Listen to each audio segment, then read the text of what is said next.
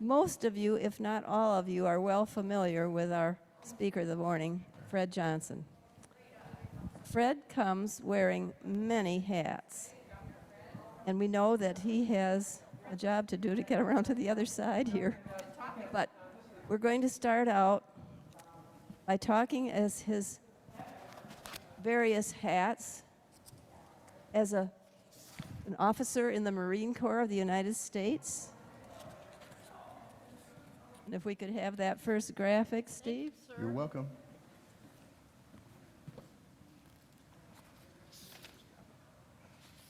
There's our speaker, not wearing a hat.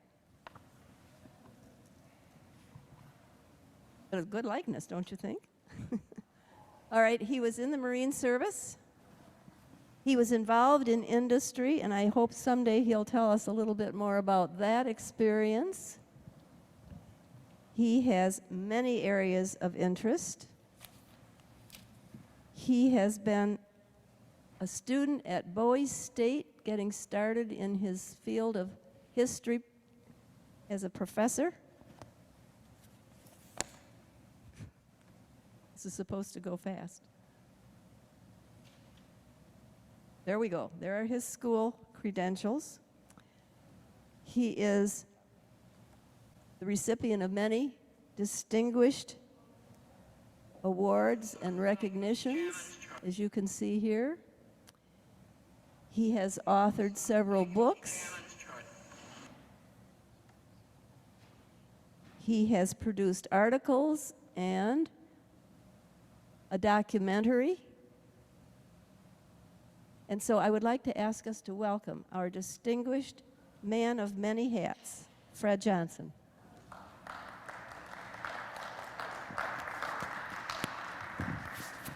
Thank you, Peg. Good morning, everybody.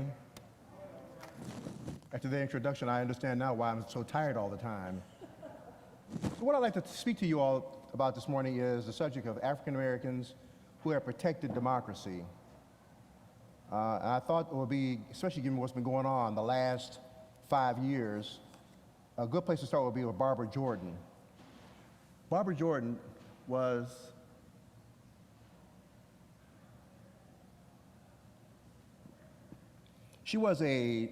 born in 1936, so she was born in Texas in the Jim Crow South, and she grew up in the Houston area, and eventually got into politics, was very much like a lot of young people at that time period.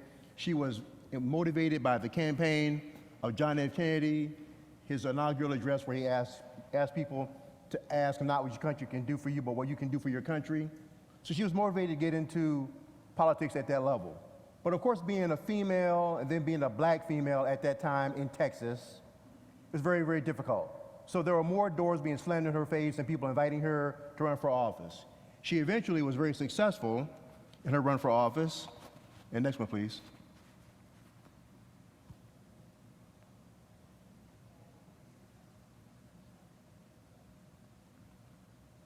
And when I talked to Peg about putting this together, I said the best way to describe what she did was during a constitutional crisis, she embodied the meaning of we the people. Now, you know that we the people are it's the opening to the preamble to the U.S. Constitution.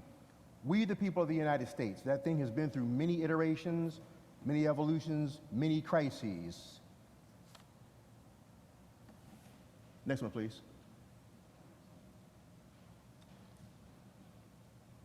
Now, the first crisis, how this all began, the Constitution itself, the first crisis for this was in 1786, while the country was still being governed by the first Constitution, the Articles of Confederation. The Articles of Confederation were put together or adopted in November 1777, while the American Revolution was the shooting phase of the Revolution was about 2 years old. Now, in 1786, the Revolution is over. The Battle of Yorktown was won in 1781. The peace treaty was signed in 1783. And any conflict that ends is not over until there's a peace treaty signed. Let me give you a more modern example. The standoff between North and South Korea, and of course, if we're an ally of South Korea, that means that North Korea and the United States as well. From June 25th, 1950 to 1953, the North Koreans and their allies and the Americans and their allies were at war with each other. That conflict or the shooting finally stopped because of a ceasefire. For the last 70 years, that ceasefire has been in force, but there's no peace treaty. So we're technically in a state of war with North Korea. Until a peace treaty is signed, the conflict is still there. So all we have right now is that I agree not to shoot at you if you agree not to shoot at me. Not the best solution, but there it is. In 1786, when the peace treaty is signed in 1783, 3 years later, a farmer in western Massachusetts named Daniel Shea, who had served in the Continental Army, like many people back in that time, especially people who had served in the Continental Army, the American states still owed the British a lot of money and taxes and just revenue from the pre-colonial era, from the pre-revolutionary era. And the British wanted their money.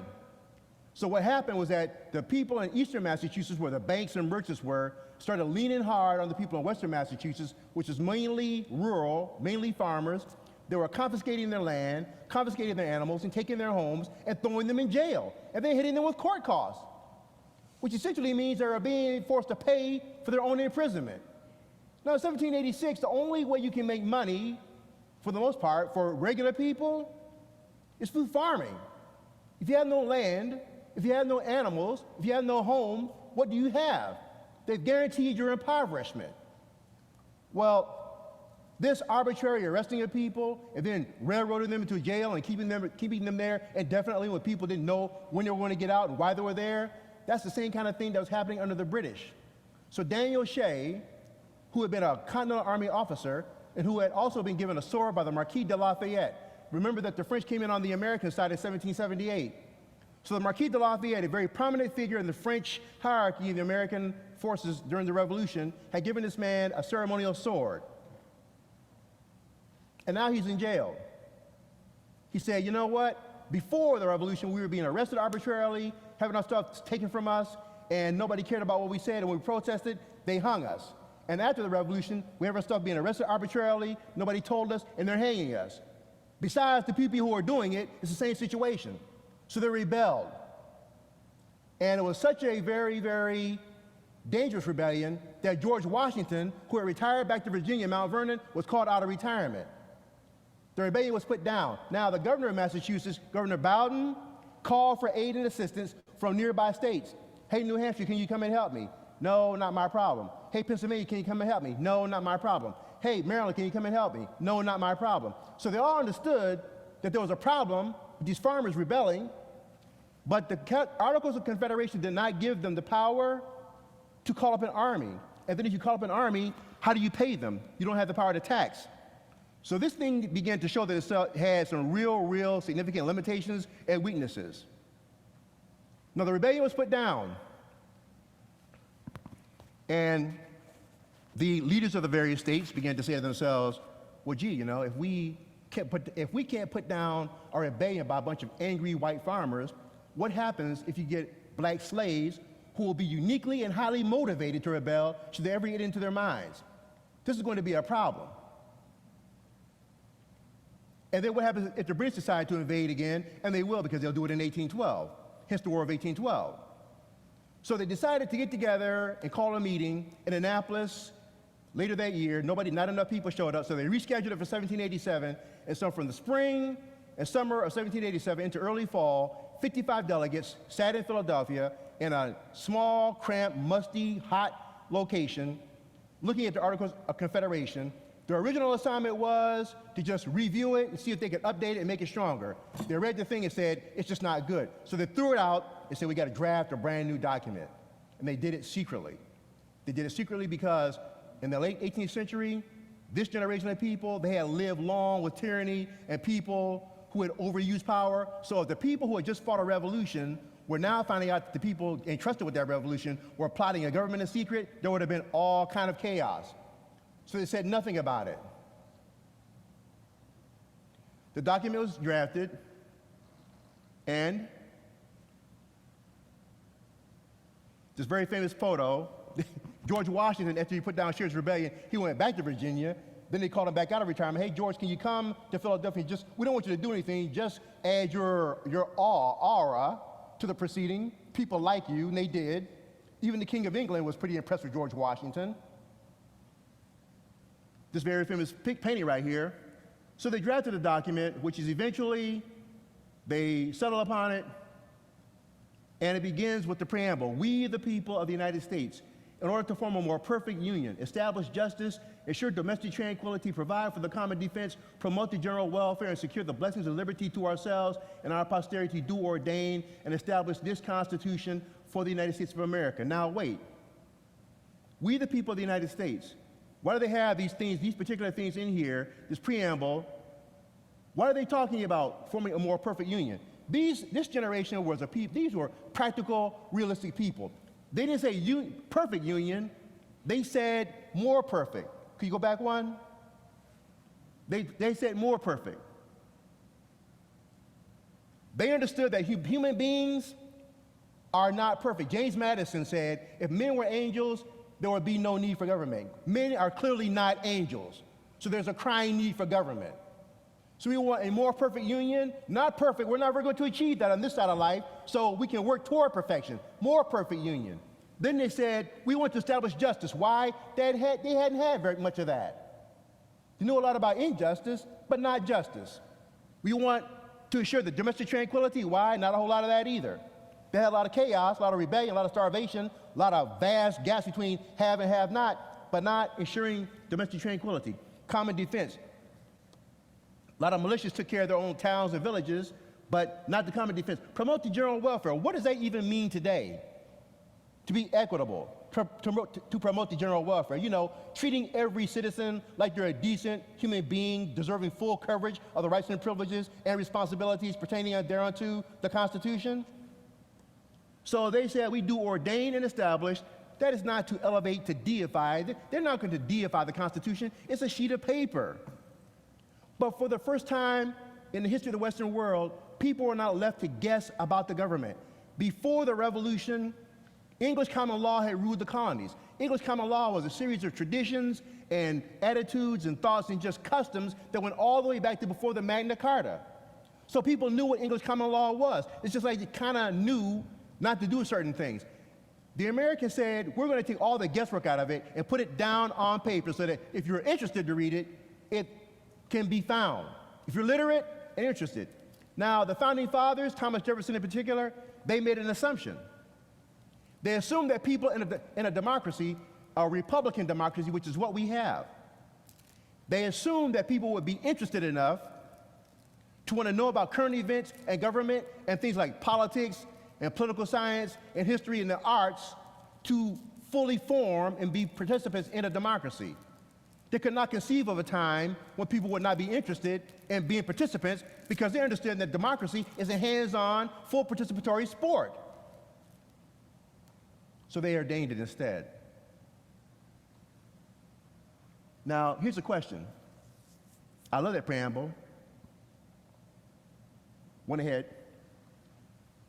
In 1787, we say we the people, who was we? Well, we did not include Native Americans. We did not include women. We did not include poor white people. We absolutely did not include black slaves. Let me give you one example. The Constitution, as good of a document as it was, had embedded into it some seeds that would explode years later. Article 1, Section 2, Paragraph 3, what they call the Three-Fifths Compromise. During the constitutional debates, the big question was, what kind of government shall we have? We want a Republican democracy. We want a democracy, but everyone can't participate, so we'll have representatives. Good. Representation based on what? Population. We'll have one house, the Senate, where big problems will get resolved, and the House of Representatives. So you're going to base it on population. How will you get the numbers? We're going to take the whole number of free persons, plus those bound to service for a term of years. Indentured service. Now, in 1787, they're talking about people bound to service for a term of years. Many people might think that indentured servitude ended with the Revolution. It didn't. America is now a free, independent country, and there's still what? Indentured servitude.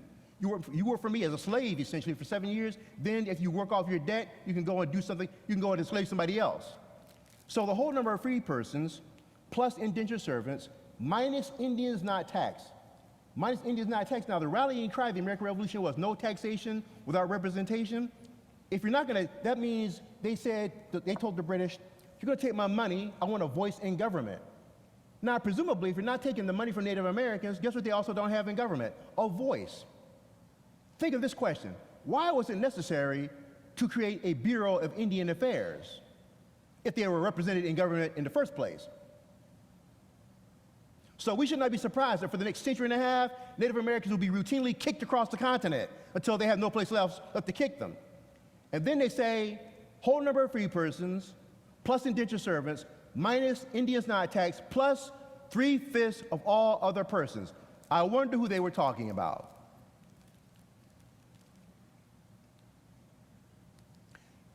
We can also dispel the notion that all white men, all white people were somehow having a grand party about this. You know, in history, especially in the 1990s, there was this tendency to club white men over the head, like they all have somehow been participating and benefiting equally. They were not. If you were a poor white man in the early republic, you too were living a miserable life. Maybe not as bad as a slave, but you weren't happy about it. So let's get that straight, shall we? So we continue.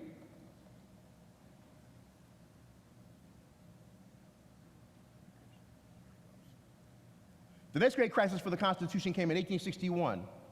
Well, we don't have enough time to take you through the long, miserable story of how Confederate batteries opened fire on Fort Sumter in Charleston Harbor on April 12, 1861, initiating the Civil War, the first insurrection. We don't have enough time to tell you about how Robert E. Lee, the former commander of the Army of Northern Virginia, the biggest threat to the Union throughout the entire Civil War, ended the war, retired back to his home, ended up being the president of a university instead of going to jail for waging war on this country and violating the Constitution.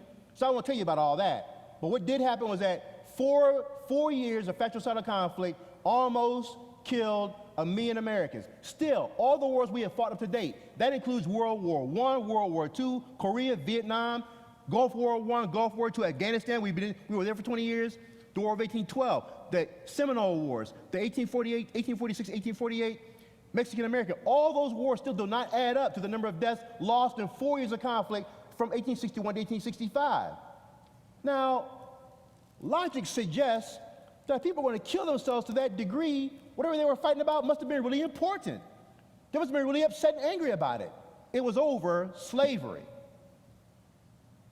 Fundamentally, do I have the right to own or dispose of another human being any way I want to? The answer is either yes or no.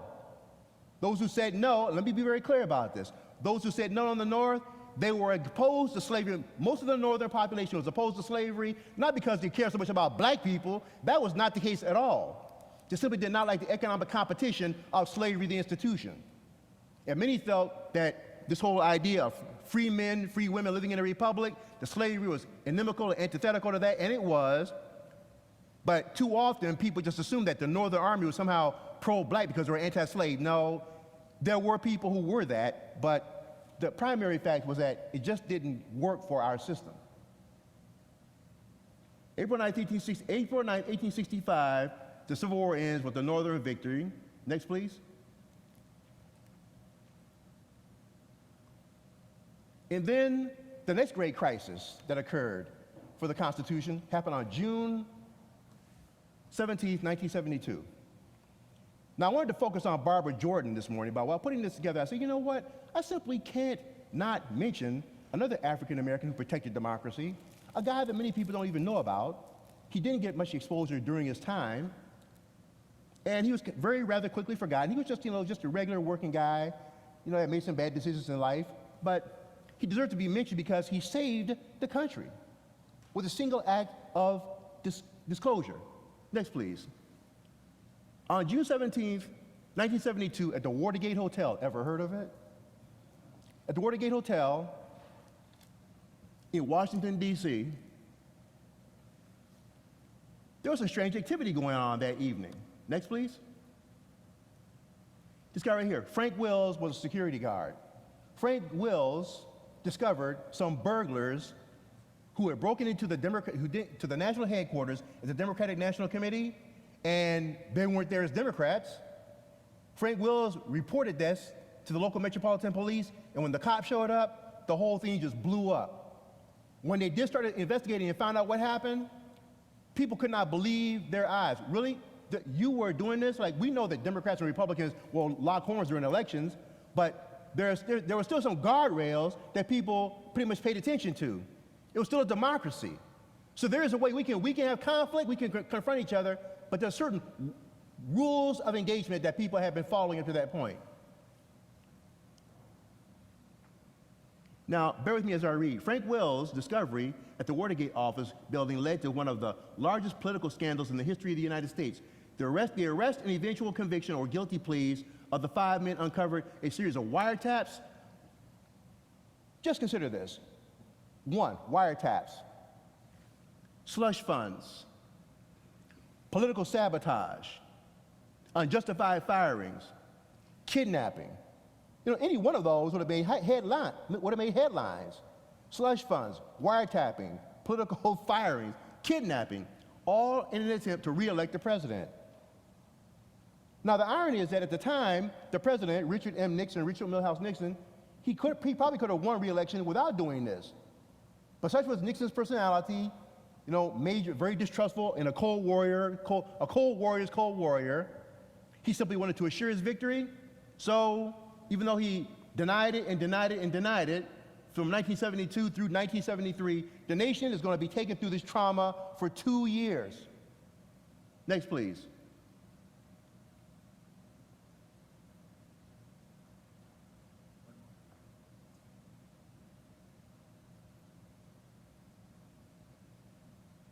Then we found out that the president had, I still don't know why presidents do this. They had tape recorders in his office, recording all these conversations of them breaking the law. Like, okay, first lesson in crime, don't record what you're doing. But they found the tapes. The tapes proved conclusively that something had gone wrong, that there was some dirty deeds going on. They subpoenaed the tapes.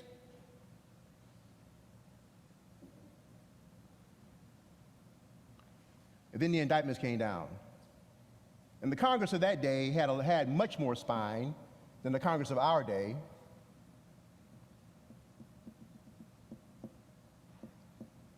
It's at this point, in 1974, August 3rd, 1974, that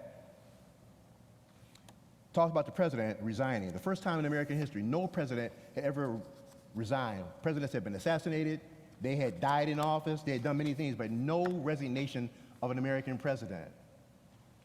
And it was during the Watergate hearings.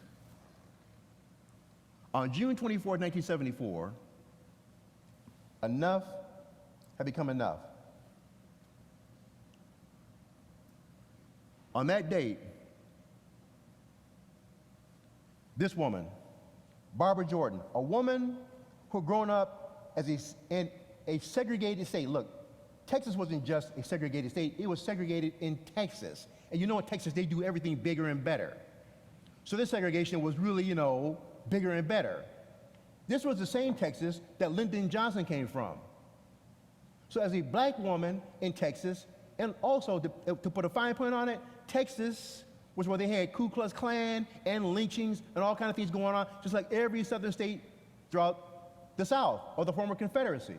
So this woman, this black woman from a state like that, who can better love democracy than the people who were denied democracy? So she, who had been denied democracy, of course had a passion for wanting to see it carried out and applied justly. She had a vested interest in it, and rightfully so. So sitting on this committee, where the president had violated the Constitution in so many ways, it came her turn to speak. Now, I passed out the transcript of her speech to you all. But you know what? There's no voice as good as Barbara Jordan's. So take a listen. Mr. Chairman, I join my colleague, Mr. Rangel, in thanking you for giving the junior members of this committee the glorious opportunity of sharing the pain of this inquiry. Mr. Chairman, you are a strong man, and it has not been easy, but we have tried as best we can to give you as much assistance as possible. Earlier today, we heard the beginning of the preamble to the Constitution of the United States. We the people. It's a very eloquent beginning. But when that document was completed on the 17th of September in 1787, I was not included in that we the people. I felt somehow for many years that George Washington and Alexander Hamilton just left me out by mistake. But through the process of amendment, interpretation, and court decision, I have finally been included in we the people. Today I am an inquisitor, and hyperbole would not be fictional and would not overstate the solemnness that I feel right now. My faith in the Constitution is whole, it is complete, it is total. And I am not going to sit here and be an idle spectator to the diminution, the subversion, the destruction of the Constitution. Who can so properly be the inquisitors for the nation as the representatives of the nation themselves? The subjects of its jurisdiction are those offenses which proceed from the misconduct of public men. And that's what we're talking about. In other words, from the abuse or violation of some public trust. It is wrong, I suggest, it is a misreading of the Constitution for any member here to assert that for a member to vote for an article of impeachment means that that member must be convinced that the president should be removed from office. The Constitution doesn't say that. The powers relating to impeachment are an essential check in the hands of the body, the legislature, against and upon the encroachments of the executive. The division between the two branches of the legislature, the House and the Senate, assigning to the one the right to accuse and to the other the right to judge. The framers of this Constitution were very astute. They did not make the accusers and the judges the same person. We know the nature of impeachment. We've been talking about it a while now. It is chiefly designed for the president and his high ministers to somehow be called into account. It is designed to bridle the executive if he engages in excesses. It is designed as a method of national inquest into the conduct of public men. The framers confided in the Congress the power, if need be, to remove the president in order to strike a delicate balance between a president swollen with power and grown tyrannical and preservation of the independence of the executive. The nature of impeachment, a narrowly channeled exception to the separation of powers maxim. The Federal Convention of 1787 said that. It limited impeachment to high crimes and misdemeanors and discounted and opposed the term maladministration. It is to be used only for great misdemeanors, so it was said in the North Carolina Ratification Convention. And in the Virginia Ratification Convention, we do not trust our liberty to a particular branch.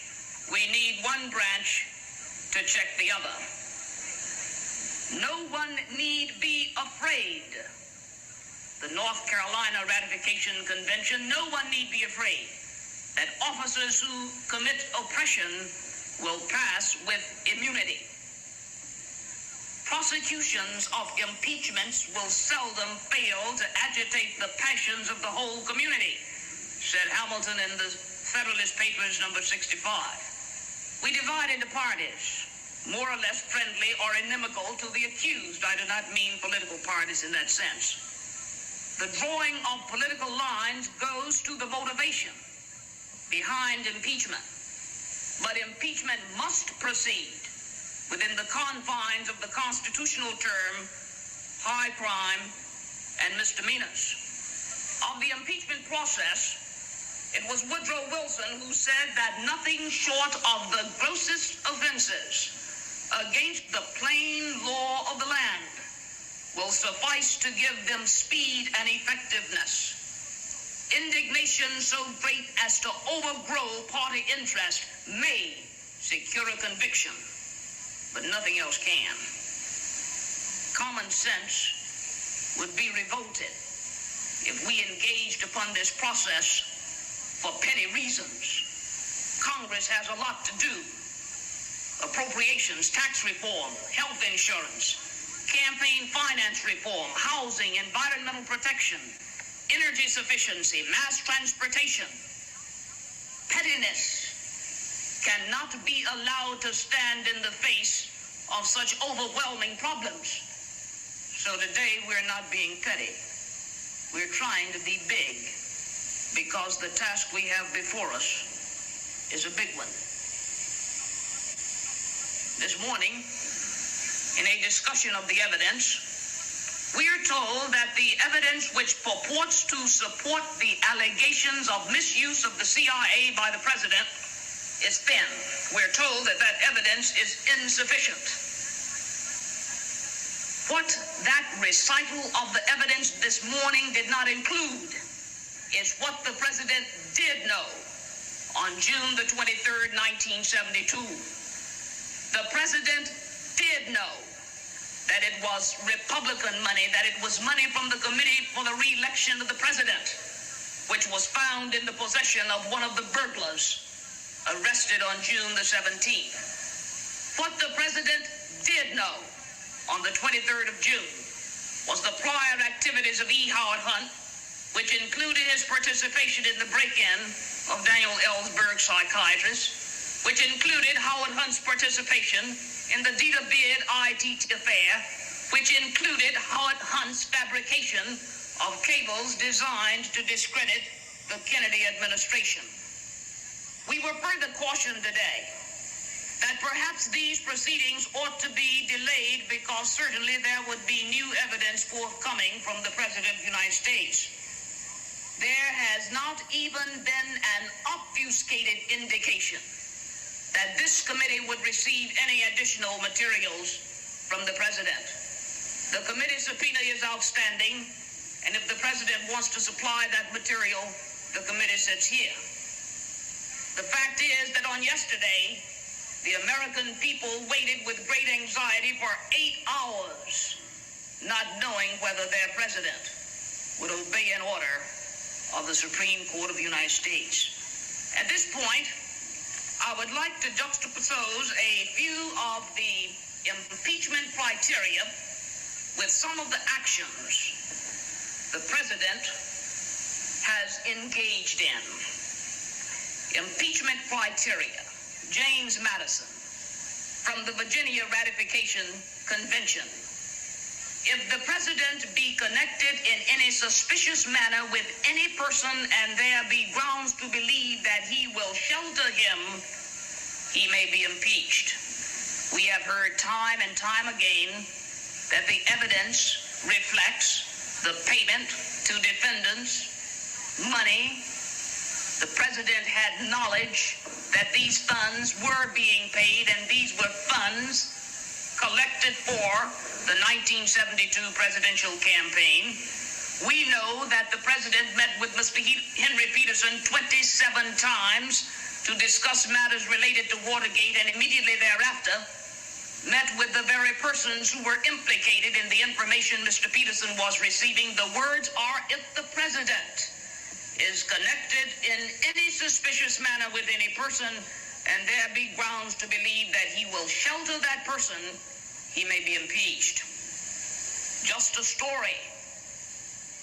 Impeachment is intended for occasional and extraordinary cases where a superior power acting for the whole people is put into operation to protect their rights and rescue their liberties from violations. We know about the Houston plan. We know about the break-in of the psychiatrist's office. We know that there was absolute, complete direction on September 3rd, indicated that a surreptitious entry had been made in Dr. Fielding's office after having met with Mr. Ehrlichman and Mr. Young. protect their rights, rescue their liberties from violation. The Carolina Ratification Convention impeachment criteria: those are impeachable who behave amiss or betray their public trust. Beginning shortly after the Watergate break-in and continuing to the present time, the President has engaged in a series of public statements and actions designed to thwart the lawful investigation by government prosecutors. Moreover, the President has made public announcements and assertions bearing on the Watergate case, which the evidence will show he knew to be false. These assertions, false assertions, impeachable, those who misbehave, those who behave amiss or betray the public trust. James Madison again at the Constitutional Convention: a president is impeachable if he attempts to subvert the Constitution. The Constitution charges the president with the task of taking care that the laws be faithfully executed. And yet, the president has counseled his aides to commit perjury, willfully disregard the secrecy of grand jury proceedings, conceal surreptitious entry, attempt to compromise a federal judge, while publicly displaying its cooperation with the processes of criminal justice. A president is impeachable if he attempts to subvert the Constitution. If the impeachment provision in the Constitution of the United States will not reach the offenses charged here, then perhaps that 18th century Constitution should be abandoned to a 20th century paper shredder.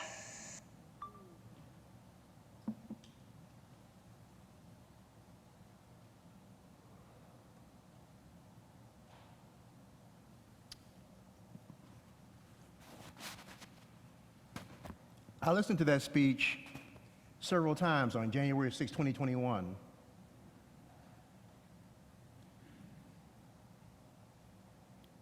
If the impeachment provision of the Constitution of the United States will not teach the offenses charged here, will not reach the offenses charged here, then perhaps that 18th century Constitution should be abandoned to a 21st century paper shredder.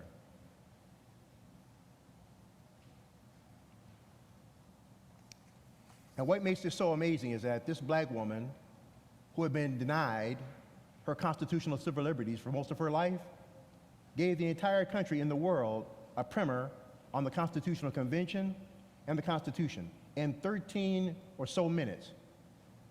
She gave a wonderful recitation of the Constitution, citing Supreme Court justices, founding fathers, North Carolina ratification conventions, all these things. She brought this all together into a statement. She was a lawyer too.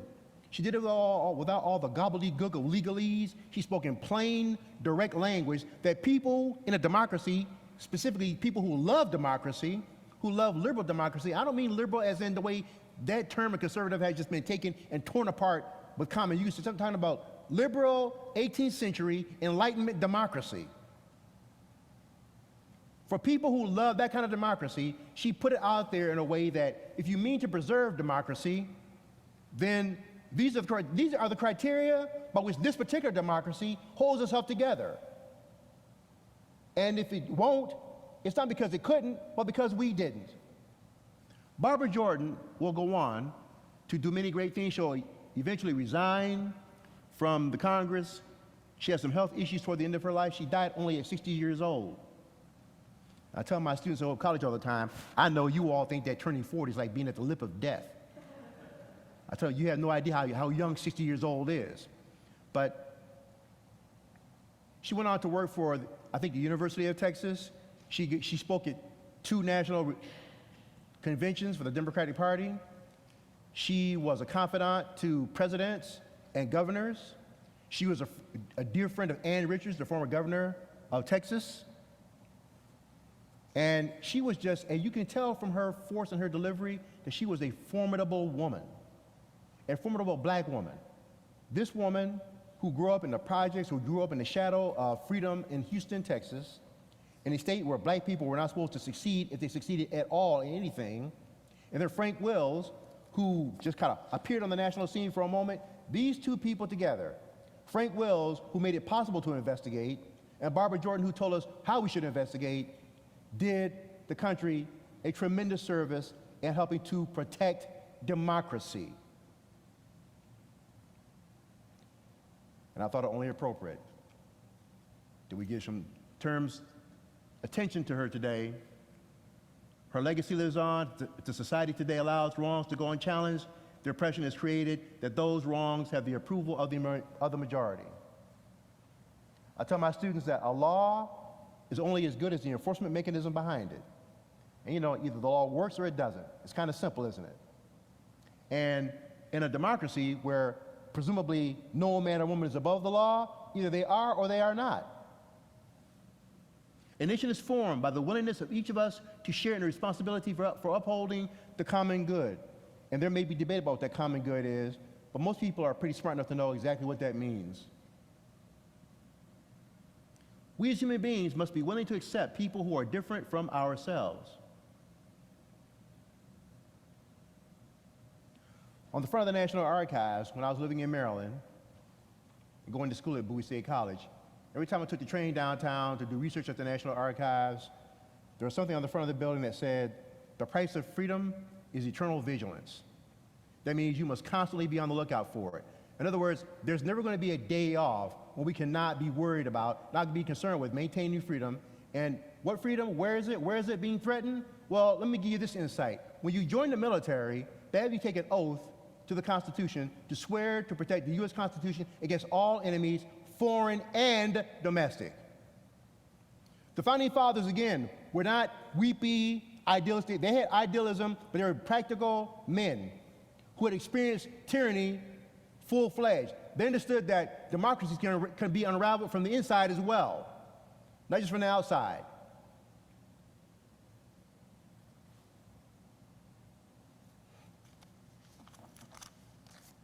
So Barbara Jordan will die way before her time.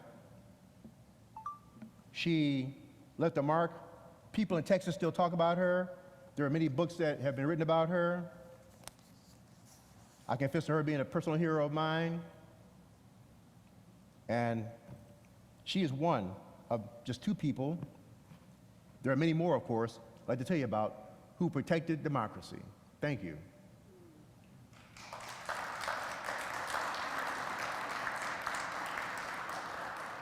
That's a picture of her. That statue of her is at the Austin, Texas airport. And then her headstone says Patriot. She starts out in life, she's born in 1936 as one of the unmentionables in Texas and dies a patriot. It takes time sometimes, doesn't it? I'll take your questions, if you have any.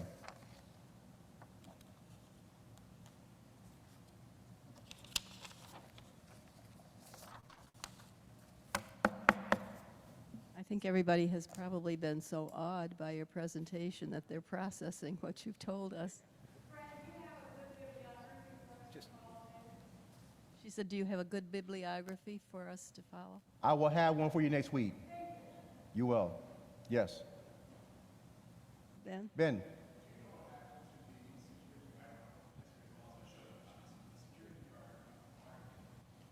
Oh yeah. Ben's asking about what happened to Frank Wells, the security guard. Frank was, you remember, some of you might remember the movie All the President's Men, the book, and then the movie based upon it. Frank Wells had a small part in that movie, but then, he just kind of faded, Ben, into obscurity. He lost his job. But here's the irony, right? He does this thing which helps to save the democracy, but the security companies he's working for, he got so much press attention, they said, you're too much of a problem employee, so they fired him. Right, so there you go, what does it say? No good deed will go unpunished. So he saved the Constitution and ended up homeless, jobless and for a time homeless.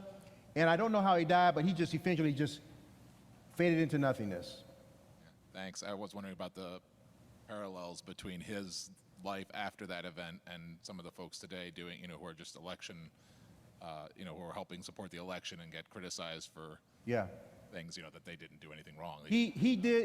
I saw a video of him a recording of him on a show that Geraldo Rivera was doing years ago called This Time Tonight, I think was the name of the show. So he did do the talk show circuit for a while. He did try to cash in on his moment of fame, 15 minutes, but he just couldn't make it stick.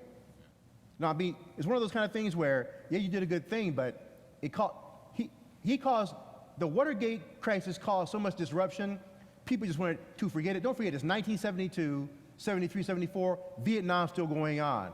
People wanted to get that entire thing behind them, right? So in addition to Vietnam, there's this too, a constitutional crisis. So they wanted to forget Watergate, forget Vietnam, and forget him.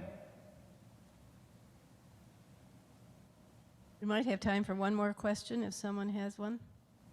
I'll ask him a question. Go ahead, Jeff.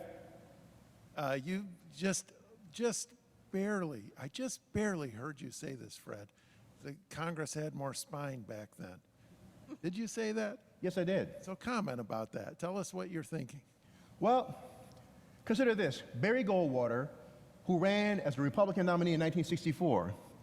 Now, Barry Goldwater was the guy, I'm gonna paraphrase here.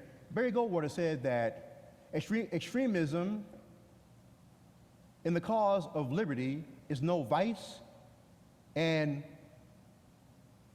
I think liberalism is no virtue. He said, because people say he's very, very extreme. Barry Goldwater apparently was not afraid to use nuclear weapons, and at least that's how Lyndon Johnson painted him.